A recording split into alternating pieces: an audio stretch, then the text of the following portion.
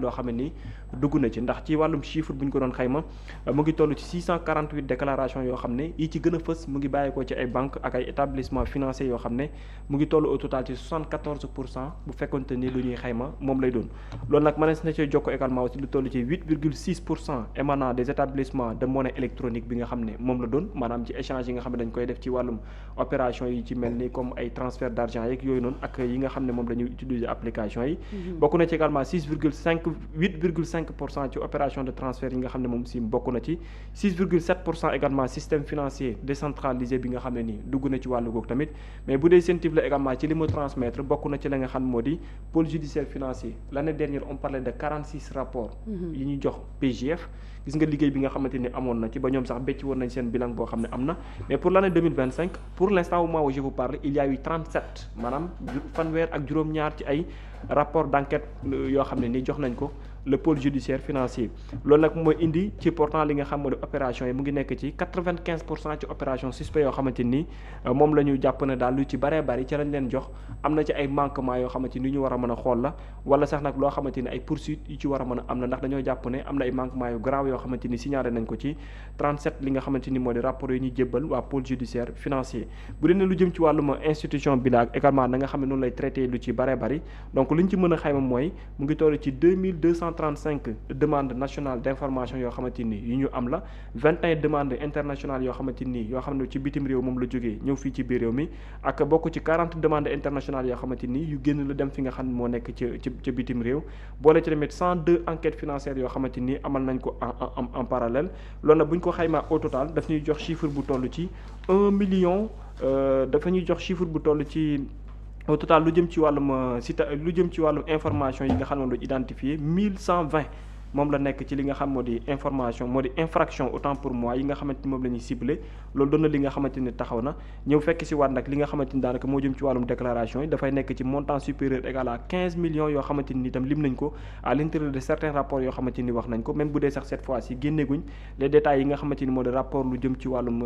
rapport yi ñuy joxe mais pour l'instant li ñu mën a téye mooy lu jëm ci wàllum autorité financière yi maanaam en 2025 CENTIF jot na lu toll ci 28 millions 225 mille 547 déclarations de transactions en espèces yi nga xamante ni moom la ñu am loolu bokk na ci également contre 42 millions yoo xam ne moom la ñu amoon en 2024 kon bu ñu def comparaison dafay mel ni xaw na yaatu lool écart bi diggante 2024 2025 bu mel ni 2025 bi ci la mbir yi gën a rës par rapport année bi nga xamante ni moom moo nekk lu weesu mais li ñu ciy cité daal comme li nga xam ne moo di infraction yi ñu ciy ciblé yu baree bari jëm ci li nga xam moo di liggéey boobu ñu def bokk na ci li nga xam moo di fraude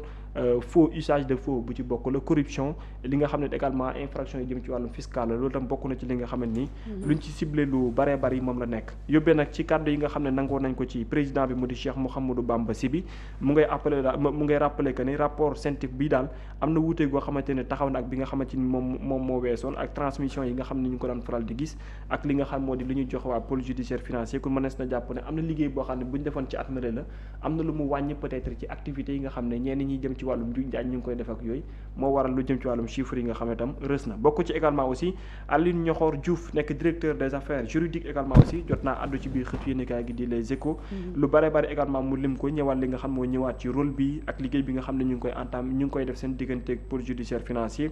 ak lépp loo xamante ni daal moom la ñuy évoqué comme procédure boo xam ne gu ñu war a mën a àbb la leeral na ko ci biir xëtu yéenekaay gi muy mel ni kun CENTIF comme na mu ko amale woon ci at ma lay weesu dellu si waat na ci at mi léegi nag attente bi fi muy nekkee en grande partie mooy lu jëm ci wàllum pôle judiciaire financier avec ces 37 rapports également aussi ane ban ëllëg moom la war a mën a indi ak ban soppite moom la mën a am dans le cadre des finances mais surtout ci wàllum activité suspect yi nga xamante ni ñenn dañ koy faral di amal soxnaas di ko jaarale ci banques yi. ani ban ëllëg la mun a am rapport yi nga xam ne CENTIF daal dinañu koy becc lu toll ci 37 ni ki démb Bira ñu doon def seen bilan nan nga gisee bilan bi nga xam ne waa CENTIF daal nañ koy def ak lan lañ ci mën a xaar. waaw CENTIF ñu ni wàllum blanchiment d'argent moom lay xeex ci réew mi ñu ni nag blanchiment d'argent mooy lan déjà nee nañu au terme de l'article 9 de cette loi constitue un acte de blanchiment toute opération visant à dissimuler ou déguiser la nature, l'origine, l'emplacement, la disposition, le mouvement ou la propriété de biens. loolu la ñuy jàppee blanchiment d'argent. Donc mu nekk loo xamante ni c'est assez vague mais ñu jàpp rek que ni lu mu ci mën di doon rapport yi nga xamante ni CENTIF mu ngi koy génne doonut rapport yi nga xamante ni kuñ ci tudd da nga def. bañ na ko ba dañuy wax ay suspect le mot suspect ça revient tout le temps maanaam ay. waaw ay tuuma non ñaaw njort. suspect mooy lu njort lu ñaaw. njort bu ñaaw ci li nga xamante ni jàllale nga ko ci ay koppar di ko jële fii di ko yóbbu ca beneen bërëb yu ni mel ndégam am nañ ci njort nag ba signalé la loolu dañ ciy daal di bàyyi ay gët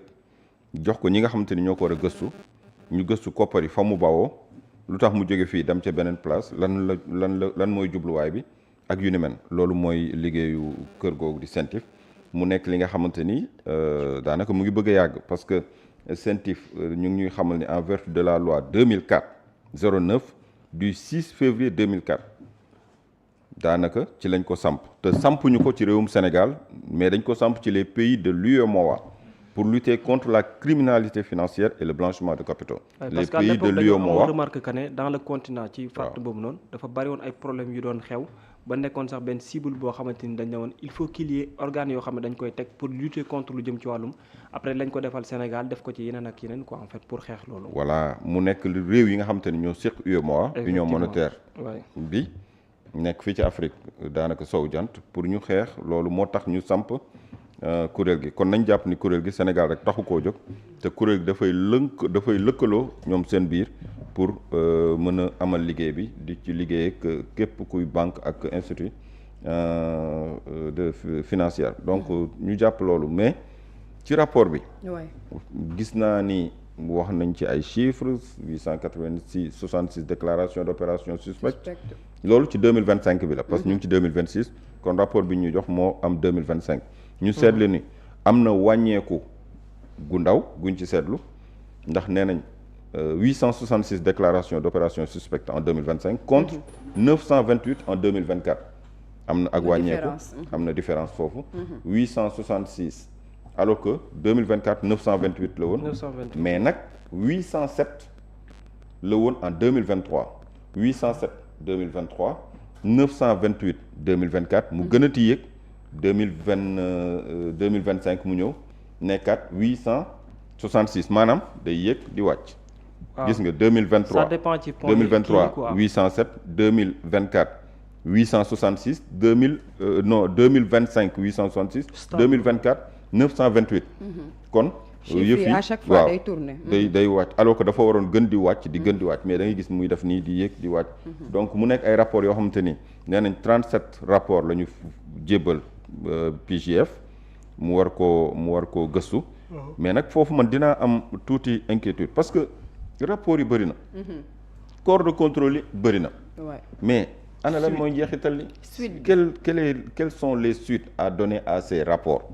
ba ñu xam ni parfois même les gens se posent la question est-ce que rapports yi am na njëriñ parce que à chaque fois du mujj fenn. waaw au moins là ñu ngi gis ni mu ngi génn. bu njëkk dañ ci doon teg conc. xamal ñu ni conc bi lañ ci teg ndax sinon voilà dina demee neneen làmbaay dina ñaaw pour ñenn ñi léegi rapport yaa ngi génn te rapport yi dañ leen kër yooyu dañ leen forcer. loi moo leen may ñu génne chaque année rapport léegi rapport yaa ngi génn. c'est une bonne chose bu 2025 génn na te nekk guñ sax ci fin wu premier semestre 2026 donc c'est une très bonne chose mais après rapport yi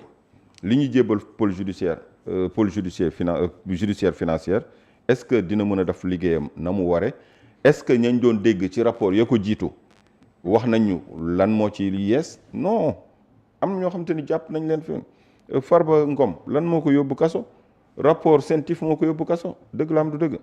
rapport boobu ba mu ko dugalee kaso milliards yi ñu doon wax tëdd na ñaata temps ci kaso bi. ba mu génnee lan moo ko tax a génn contestation yi moo ko Tahirou Sarr ana dañoo joxe caution ana joxewuñu caution ndax dañ leen a setal ndax dañoo nekk liberté provisoire fan la yëfi di mujjee suba xaalis après day mel ni lépp bu tàbbi géej finalement tout ça pour ça que du vent coow li bruit bi après une montagne qui accouche d'une souris. xam nga en fait c'est un peu regrettable. rapport yi da doon bëri parce que au début. Babacar da daan toog du ñu wax rapport yi. mais écoutez wax ñu di ñu révéler ay révélations yu bëri te à la fin après doo ci gis benn avancement. par rapport à ces voilà c'est ça loolu mooy li regrettable néewuñu ku ñu tudd yow yaa def mais au moins qu'on sache. qu'on sache liñ la tuumaal nan nga def yow ba rocceeku ci ba set ci wecc ak ba nga ci waree set wecc lan moo taxoon kon ñu dugaloon la ci kaso bi. am déet comme da nga ci waroon set rek pourquoi ñu bàyyi ba léegi ngay door a rocceeku. parce que léegi doo posé ci question ne ana rapport yi de ana rapport yi moom dootoo ko. non dootoo ko posé bu dee contestation sérieuse ana contestation sérieuse yi taxoon nga dugg kaso lu tax après ba nga duggee kaso ngay door a mën a am contestation sérieuse bañ lay door a bàyyi il fallait daal nga tëdd kaso benn moment comme si tëdd kaso bi dafa am leneen lu ñuy lijjanti ci gannaaw pour war laa mën a bàyyi war la faa mën a bàyyi je sais pas mais en tout cas daal y a quelque chose qui me semble un peu louche mu doon li nga xam man dernier rapport bi ma traité woon en tant que journaliste def ci papier mooy bi ñeeloon kii ñu wax Mouhamed Dieng 1xBet mais rapport boobu dama ko traité mais j'étais ébahi dama ci axle laa lay wax journée boobu noonu ci li ñu wax ni waa ji yor na ko di ko transférer di ko investir ci loo xamante ni jaarul yoon ana waajooju tey ma nga de l'autre côté léegi c'est un émir la ca Dubaï ana ay biens des fois mu ngi def sax ay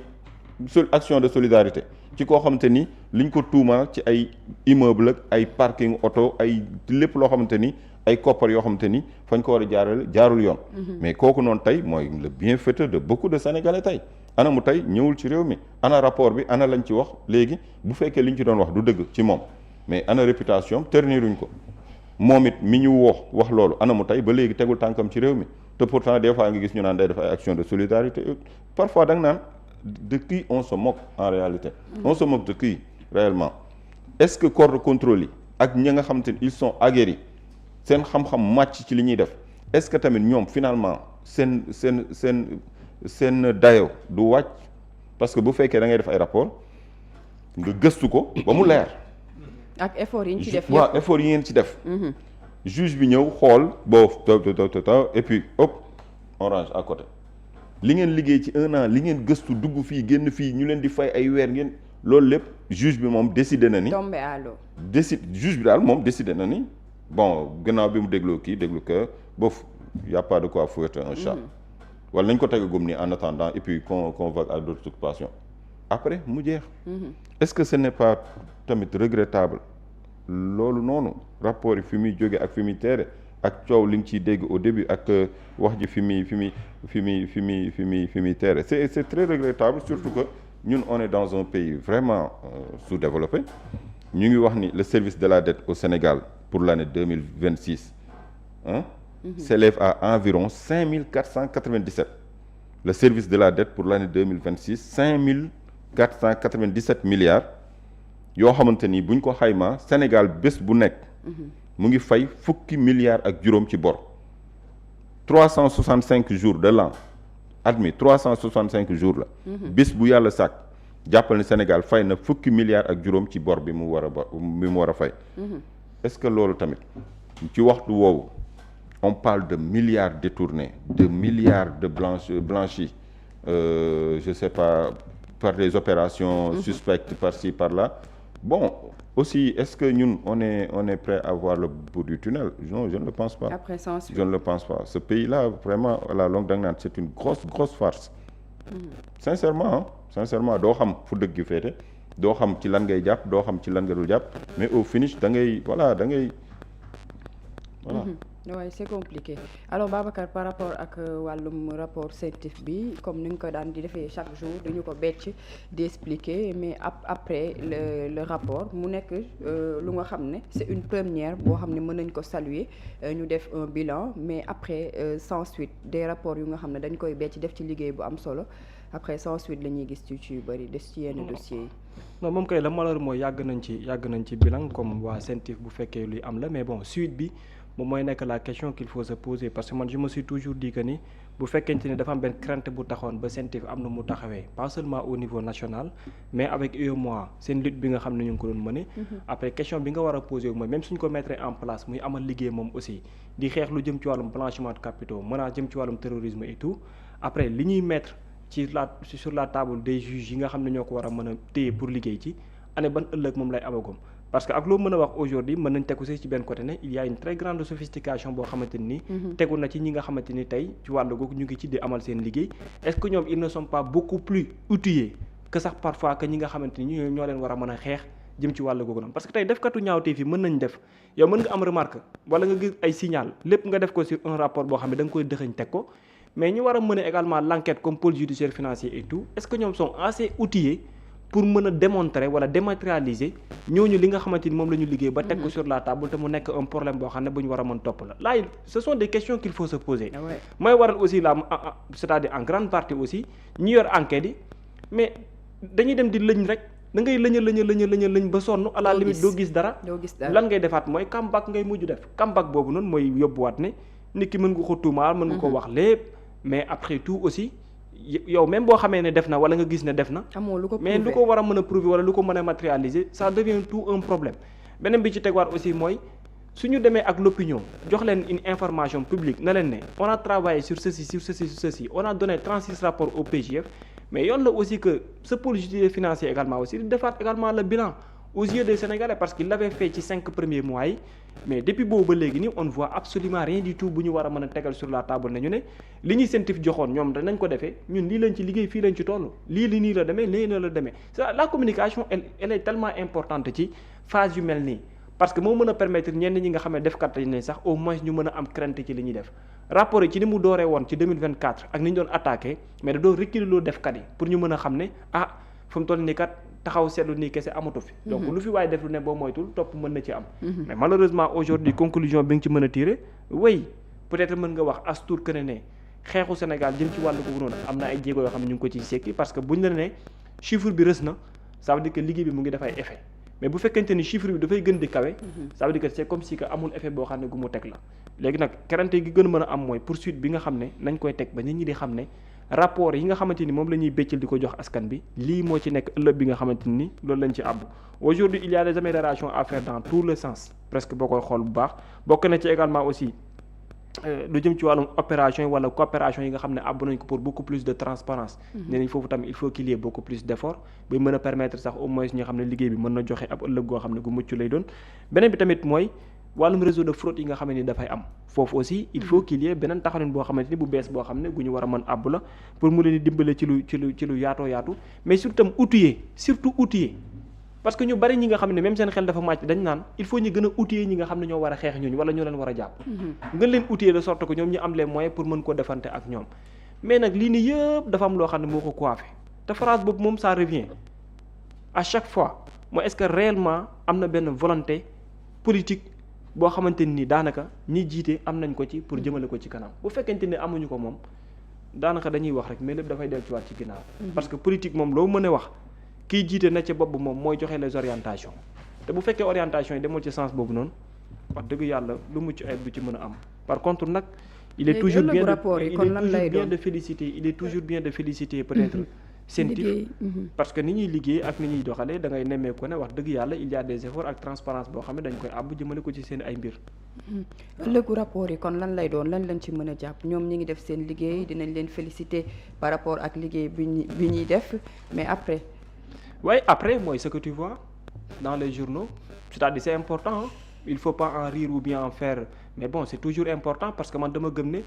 PJF ils sont en train de faire le travail mais la volonté active bi nga xam ne aussi ñi leen di santloo ñu ngi ko war a mën def c'est là où se trouve le problème parce que ñoom seen jëm bopp tey nit ñi am di leen yónni sur des pieds ñuy amati seen liggéey ak yooyu noonu c'est très important te CENTIF à chaque fois mu ngi ci nekk di xëy PJF également aussi ñu ngi ci nekk di xëy mais PJF bu defaree CENTIF bu defaree yëpp dafa am fu mu jëm fu mu jëm foofu ci kanamu yoon la ñooñu aussi lan moo ci seen cër la question bi foofu lay nekk parce que ñoom ak loo leen mën a waxal aussi waa PJF am na loo xamante ni ñu ngi koy matérialiser di ko teg sur la table des juges mais fan lay mujjee ji loolu nag moom du am solo la parce que ñoom ba léegi nii même ñi gars yi libéré sax xam nga ñoom ànduñu ci ñoom seen position dafa catégorique te à chaque fois bu ñu mënoon a tegaat également luy contrer liberté boobu noonu dañ naan déedéet duñ ko def mais am nga ay argument yoo xam ne mën nañ ko teg moom laa lay wax léegi nag après mooy am solo ci les experts qui parlent de beaucoup plus d'outils yu leen di permettre ñoom ñu mën a mener un travail boo xam ne dina leen permettre ñuy cerner def kat yi est-ce que réellement tout ça mu ngi fa beneen jafe-jafe la beneen problème la waaw jërëjëf Babacar jërëjëf Soxna Astou di rendez-vous midi kan ngay dalal midi on aura doo ci sànni dara wala doo ci sànni dara non midi on aura Seydi Gassama moom ngay dalal tey Amnesty International moom la ñu fas yéene waxtaanal dinañ waxtaan ci lu yaatu mais dinañ wax ci aussi ci surtout y a une question bu ñu bare ignorée au niveau national. À partir de 12h dinañ ci wax. Les droits humains également aussi ce qui se passe en Gambie. On va en parler inchallah ça sera à partir de 12h. ak tamit ci wàllum justice loolu yëpp dinañ ci waxtaan mais surtout.